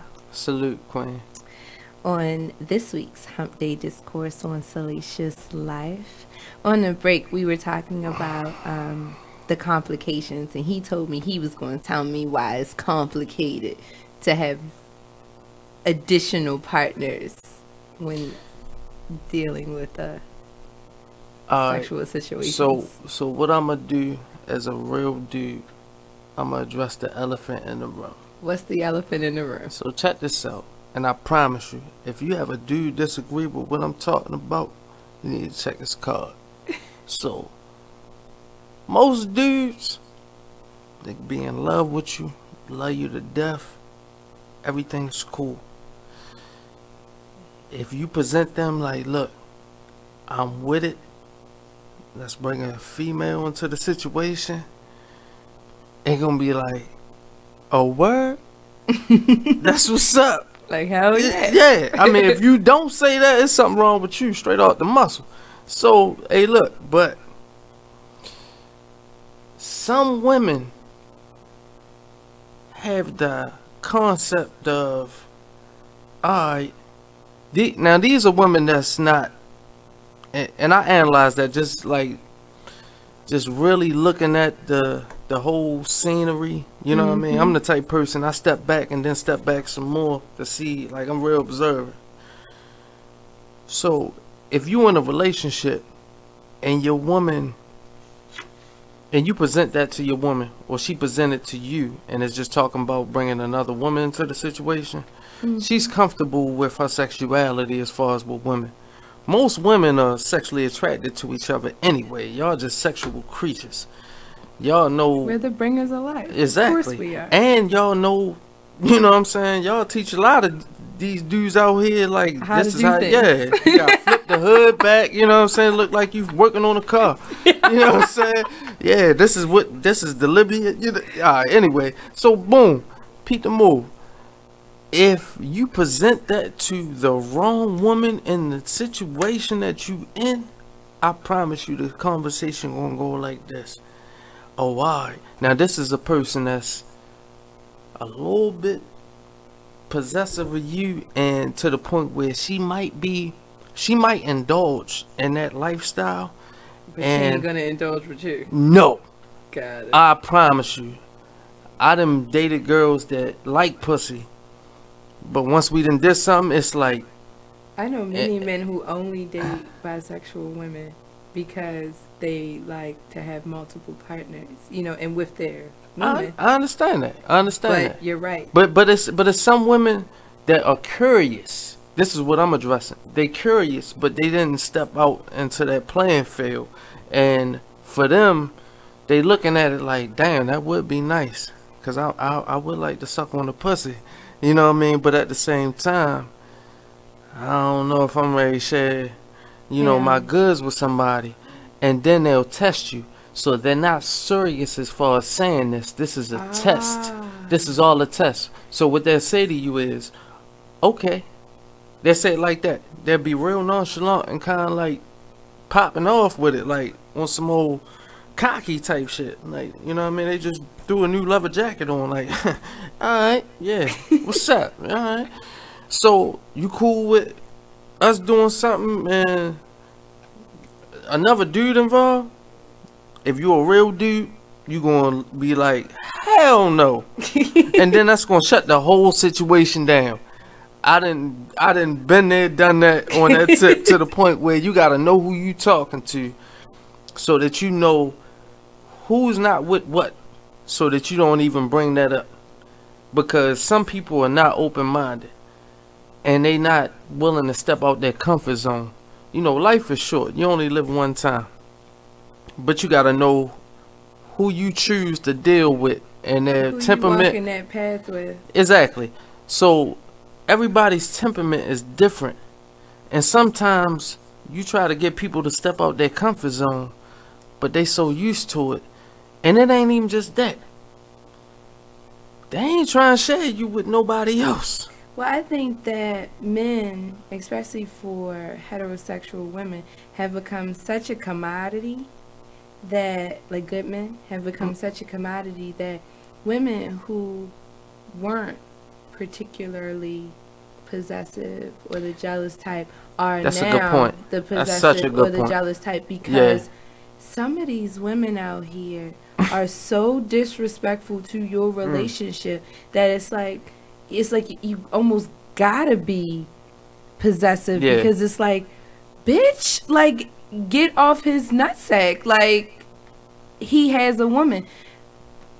And it's sad, because I was talking about these women with these elitist ass attitudes where they really believe that they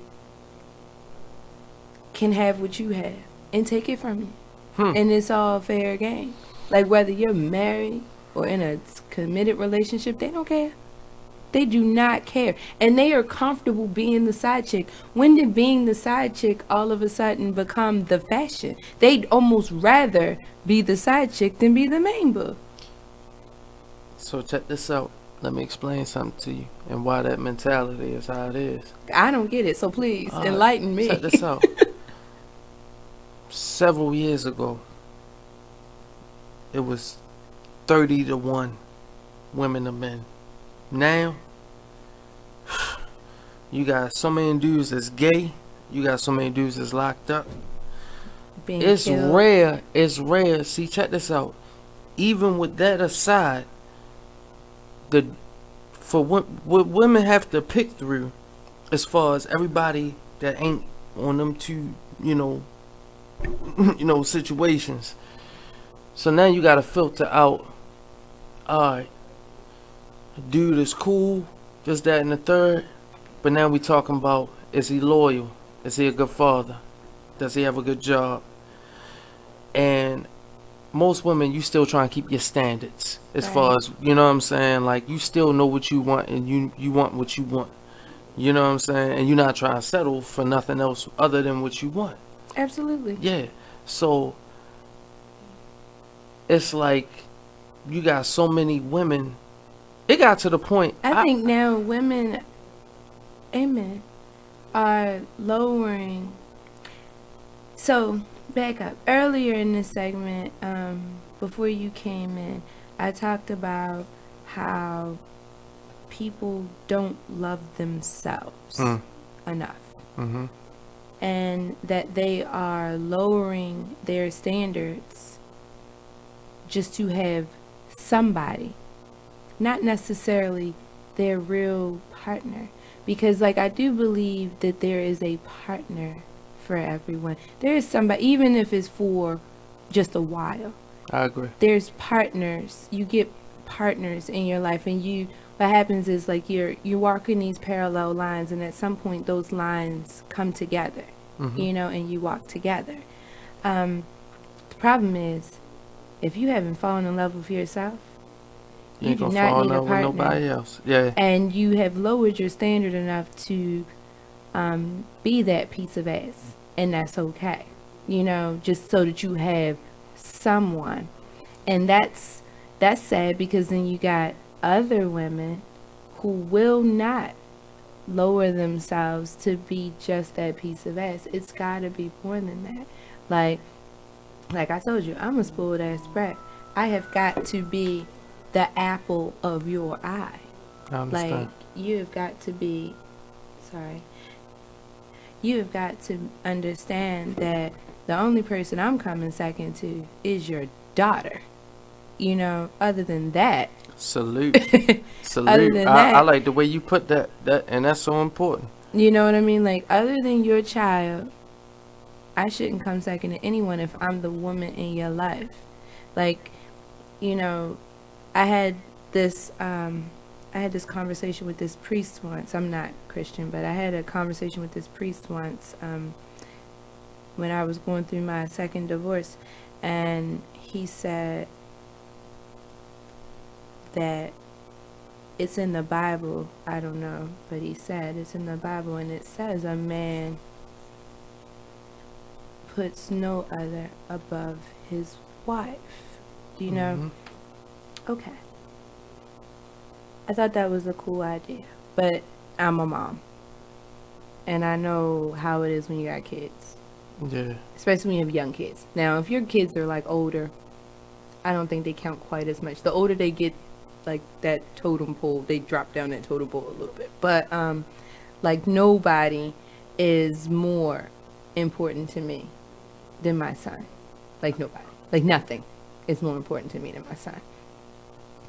But the man or woman in my life, my partner, is a close second.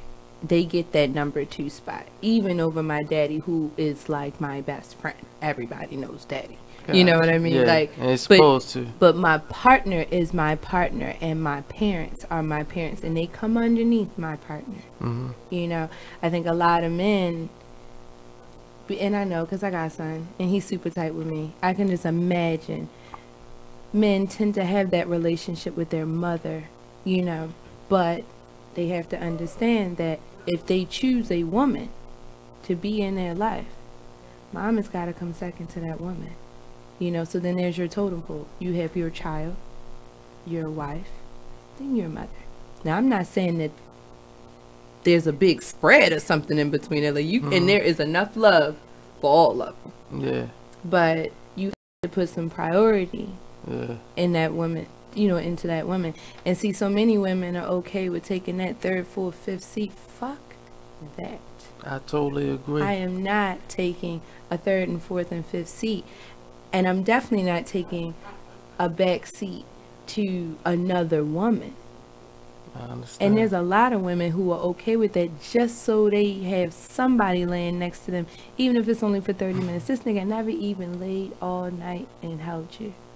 Like, what is that? What kind of life is that? It's bullshit. Can I say something? Yeah. Check this out. I notice a lot of women.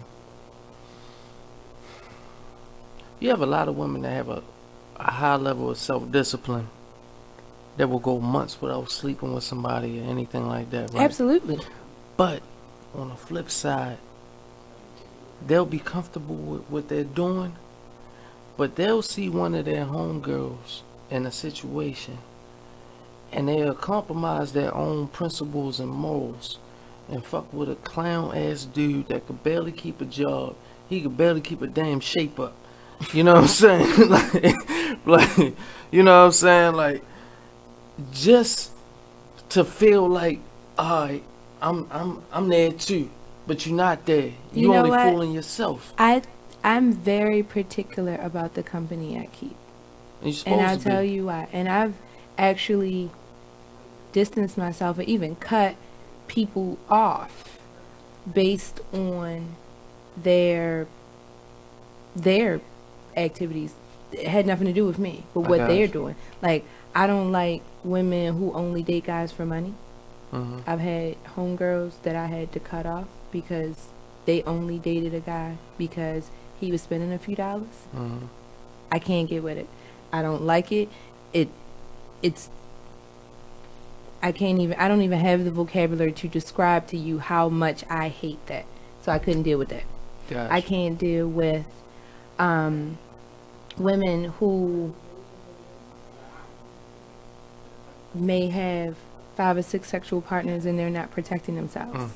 Because not only are they putting themselves in danger, they're putting other people in danger. Because she's not just sleeping with those 5 guys. She's sleeping with everybody those 5 guys are also sleeping with. Exactly. And she's putting... It's a trickle-down effect. It's a trickle-down effect. Yeah. She's putting people in danger. Yeah. So I've had to cut bitches off of that.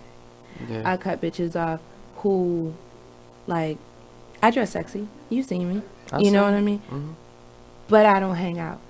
Like, I don't expose myself in a way that is distasteful or degrading to myself. So I've had to cut bitches off because they degrade themselves. Ass, pussy hanging out, titties hanging out. Like, I can't do it. Nope, you gotta go. Like, you're a cool person. You're not the person for me. You can't walk this journey with me. You know, because the love I have for myself, the respect I have for myself, makes me feel like I can be sexy without hanging out. And I have no shortage of people trying to talk to me or, you know, trying to get in relationships with me or anything like that. And I'm never hanging out. Do you know what I mean? Like, you comfortable with yourself, you know, and that's the point that we was just trying to make as far as like. Thanks for joining in. Sorry. Oh, that's the point that we was making, just as far as like people not being comfortable with their self, and some people are so insecure, whereas though they do stuff that can cause them harm by the people they choose to bring in their circle or their path, or they want to be can ruin your relationship. Exactly. So you got to be real cautious about how you move and shake and the people that you rub shoulders with. And it's like knowledge of self is number 1. You know what I'm saying? Number 1, you got to love God, know that he love you. You got to build a personal relationship. Now, depending on your religion, that might not be for you, But as long as you love yourself, you have to love yourself. Like, you have to love yourself first. Yeah, I agree. Before you came in, I went through this whole quick 2-minute series. I was like, here's a few tips on how to fall in love with yourself. Like, why are you out there looking for somebody else if you're not comfortable with who you are? Another person can't make you better. If that makes any sense. You can only make yourself better. You can only make yourself better. You know, like, I do like to date people that have certain skills or qualities that I admire. I like to learn from the person I'm with. I like to learn from my friends. I like to learn from the people that I surround myself by. Gotcha. I'm constantly trying to learn something. So I'm not saying that you can't date up a little bit. You know what I mean? Like a step up from yourself. But it's a good idea to do. But don't have unrealistic expectations either. Yeah. Like, you know, don't think that you're gonna date somebody like you're gonna meet Rob Kardashian and get married. Like, that shit is really on TV. Like, it's a fantasy. It's a fantasy, or it's a once in a million situation. Like, it just doesn't happen like that. It never does. Let's be real. Let's live today and what is realistic for us. You know, love yourself first. I think the reason why people are attracted to me is because I am comfortable with being Wren. Just all together. Oh, we gotta take a break. We will continue this in a few minutes. We're gonna take a quick break and pay some bills. We'll be right back with Salacious Life.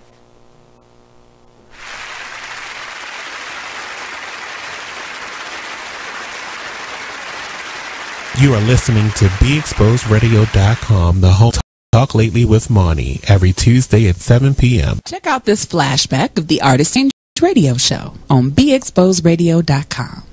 How did you know that this is what you wanted to do as far as being a singer or entertainer? It's always been in me. It's always been a part of who I am since a child. Since a child, I've always gotten karaoke boxes, and I've always learned this song and solos in school and all of those things. And I met my Reflections actually in high school, and you know, we were singing and we were singing back then, choral music. Douglas High School. Yes, quack, come on through here. You know, so 2 G's in a day pass. Okay, 2 G's in a bus pass, baby. You know, it used to be, of course. You know, it was destined. I feel like it was destined. My whole family sings. Everyone in my circle sings. It's like I just couldn't get away from it. I'm always gonna sing. Where did your personality come from? Are you always this crazy? Yes. Yes. Crazy. Right. I woke up like this. Okay. And went to sleep like it too. The Artist Exchange Radio Show every Friday, 7 p.m. to 9 p.m. Every Saturday, 12 p.m. to 2 p.m. Real artist, real talk, real live on BeExposedRadio.com. You are listening to BeExposedRadio.com. That's true. We are back. Sorry. We are back for our Hump Day Discourse.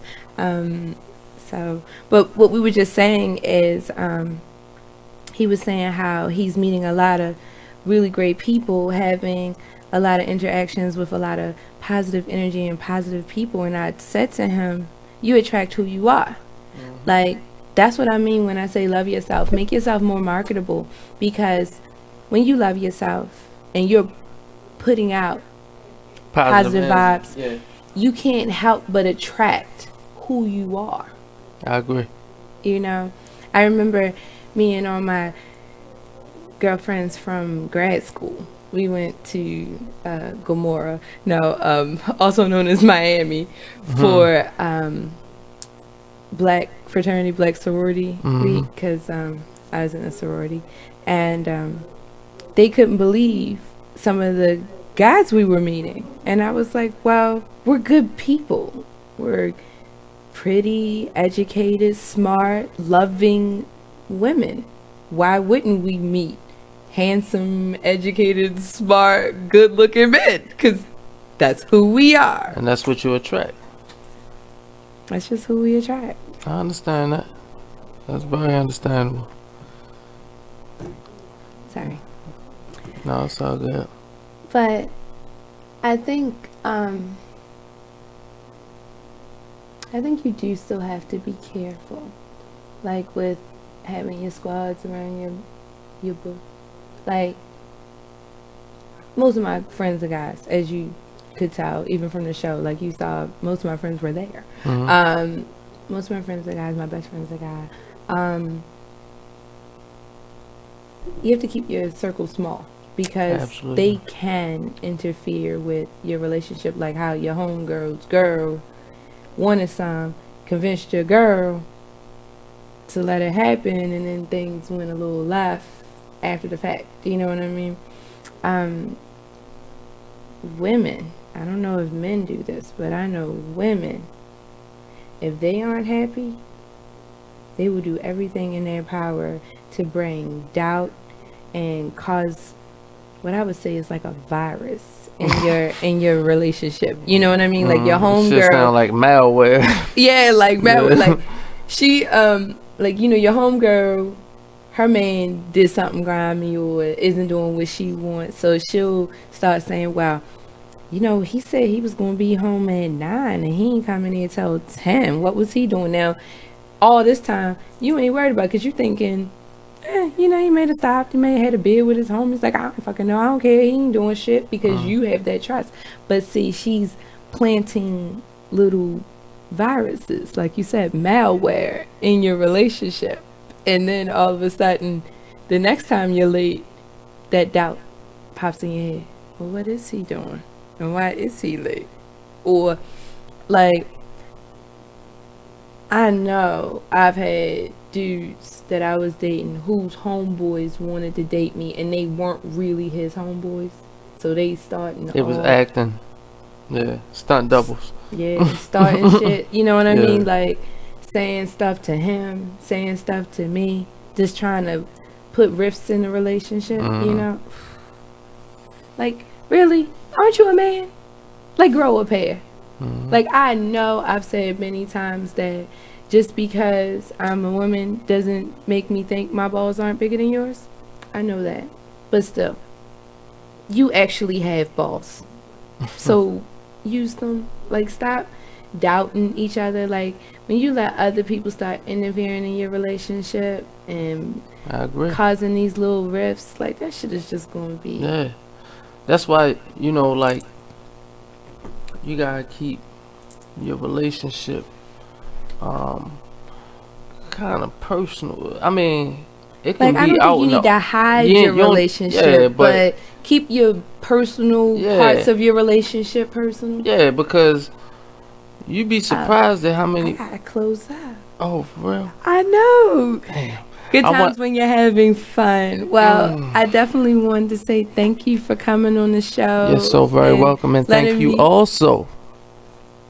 I definitely enjoyed this. It's nice to have someone of what's the word? Similar mind to have on the show. Well, let me say goodnight to everybody, and don't forget to love life and be brave and live unapologetically. We'll see you next week on Salacious Life with Dr. Wren.